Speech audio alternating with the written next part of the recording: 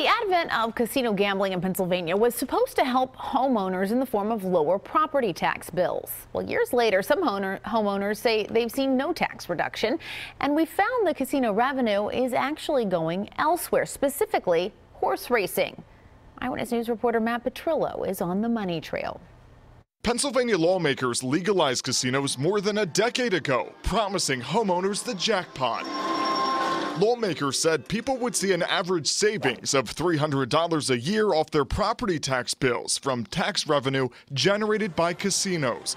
But that promise never came true. And this year, the average savings just $182. I think that's outrageous. Larry Engert lives in Cheltenham and says lawmakers need to do more to be true to their word. It's a joke. It's a typical politician's promise, and it's a joke.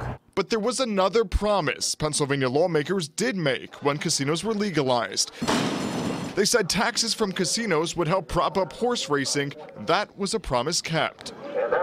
CBS 3 discovered $174 million tax dollars generated by casinos went to horse races. The cash is used to fund nearly all the races' prize money called purses. The purses here are very attractive. Paul Trapani does not live in Pennsylvania, but he often races his horses here at the parks in Bensalem because of the large purses. He recently won $35,000 at a race here and says most of that money will be spent out of state. We spend the majority of it in Delaware, because the horses are stable in Delaware. It turns out there's a lot of that casino tax money flowing out of the Commonwealth. This 2017 state audit shows almost half of all horse race winnings in Pennsylvania went to non-residents. I'm just frustrated with the lack of results. Republican Representative Todd Stevens of Montgomery County rather the tax money help plug the state's deficit.